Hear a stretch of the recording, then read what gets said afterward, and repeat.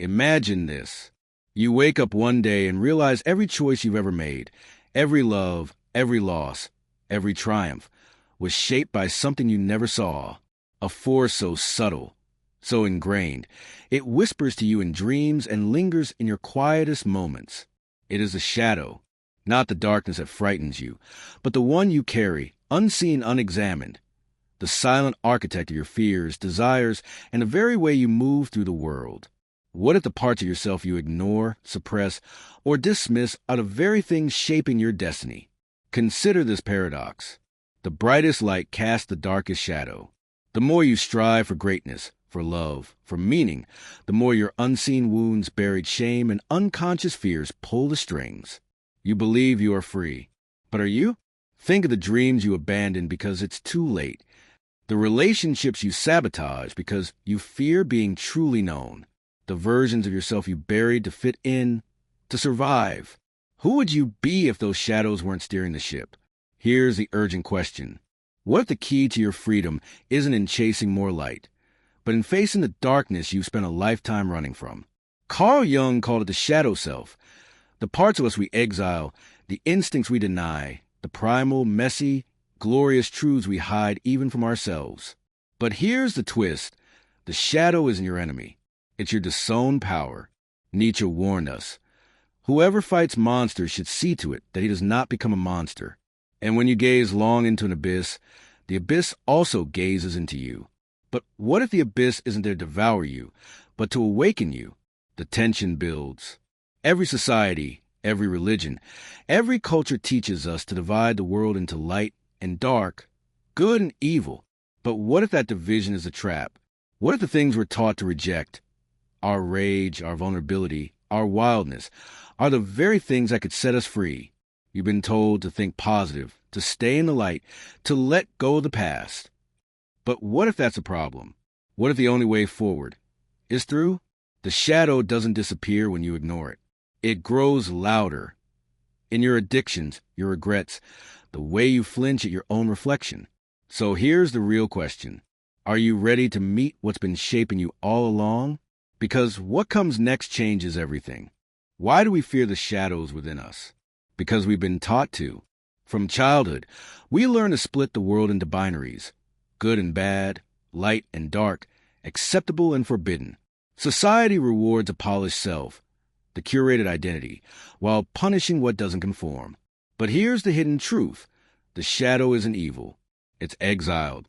Carl Jung believed the shadow is everything we deny in ourselves. Our repressed anger, our forbidden desires, our raw instincts. We bury these parts not because they're dangerous, but because we're terrified of being rejected. So we lock them away. And yet, they don't disappear. They seep out in passive aggression, self-sabotage, and the quiet despair of living a half-life. Viktor Frankl, survivor of Auschwitz and founder of logotherapy, understood this deeply. He wrote, "What is to give light must endure burning. But we refuse to burn. We refuse to confront the parts of ourselves that ache, that rage, that hunger for something more. Instead, we numb them. We distract ourselves. We pretend we're whole, while ignoring the fractures within. Why? Because facing the shadow demands courage most of us have been conditioned to avoid. Nietzsche called this the will to ignorance, the human tendency to prefer comfortable lies over painful truths. It's easier to blame the world than to admit our own complicity. Easier to call ourselves good people than to face the times we've been cruel, selfish, or weak. But the shadow doesn't care about morality. It cares about truth. And truth is relentless. The real trap? We've been sold a false promise that happiness comes from eliminating the dark, from positive vibes only, from forced gratitude, from spiritual bypassing that masks our wounds instead of healing them. But the shadow isn't a flaw, it's a teacher. Think of the last time you were irrationally angry, or jealous, or ashamed. Those emotions weren't random. They were signals, pointing to a disowned part of you screaming to be acknowledged. Yet instead of listening, we judge. We say, I shouldn't feel this way. What's wrong with me? I need to be better. But what if the answer isn't to be better, but to be whole? This is the psychological prison we live in. We fear the shadow because we've been taught it's monstrous.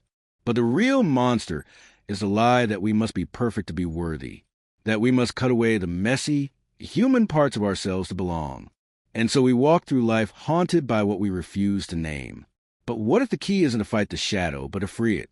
Because the cost of ignoring it is far greater than we realize. The shadow doesn't just live within you. It shapes your world. Think of the last time you met someone and instantly disliked them, or the way certain people make your jaw clench for no clear reason. These aren't accidents. They're projections.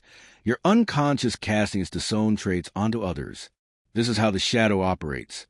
Invisibly, relentlessly. In relationships, it's the hidden script you never agreed to. The partner you criticize for being too needy while ignoring your own hunger for love. The friend whose ambition irritates you because you buried yours long ago. We don't see people as they are. We see them as carriers of what we refuse to acknowledge in ourselves. But the consequences go deeper. At work, it's a promotion you didn't pursue because I'm not that kind of person. The creative project abandoned because who would care? These aren't rational choices. They're surrenders to a version of yourself that was never really you, but a mask you've worn so long it fused to your skin. Society itself is built on collective shadows. The racism, the greed, the violence we claim to reject, they don't disappear. They're just displaced.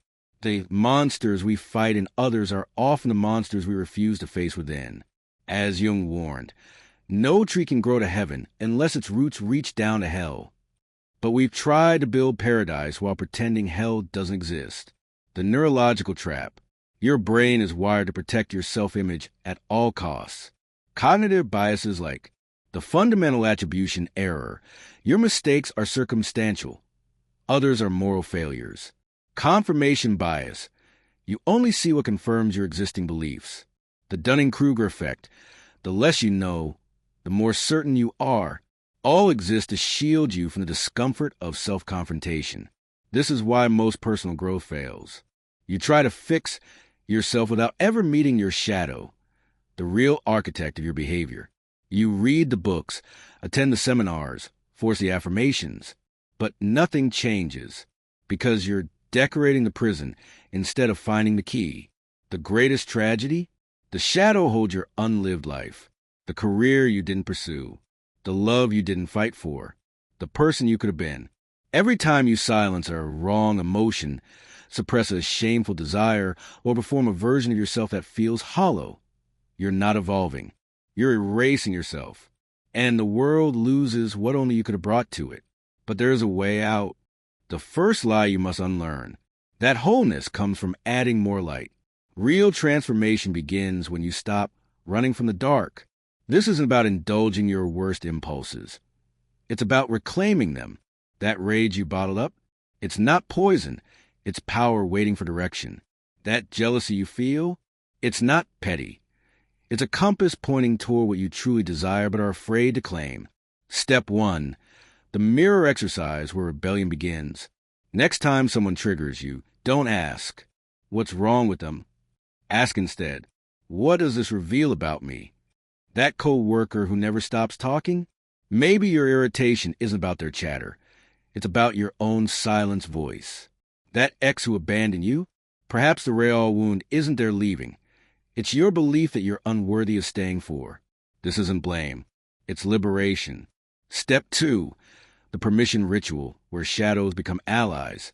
Write down 3 unacceptable truths about yourself. I sometimes enjoy others' failures. I resent people I love. I crave power more than I admit. Now burn the paper. Watch as the flames turn your shame into pure energy. This isn't confession, it's alchemy.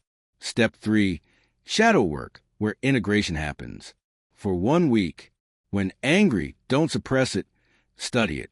When afraid, don't avoid it, follow it. When ashamed, don't hide it, hold it. You'll discover what the poet Rumi promised. The wound is the place where the light enters you. Historical rebels who showed the way. Frida Kahlo painted her pain until it became power. Nietzsche danced with his demons until they became muses. Jung himself conversed with his shadow in a months-long waking dream. They didn't transcend their darkness. They married it, the counterintuitive truth. Your worst traits are distorted versions of your greatest strengths.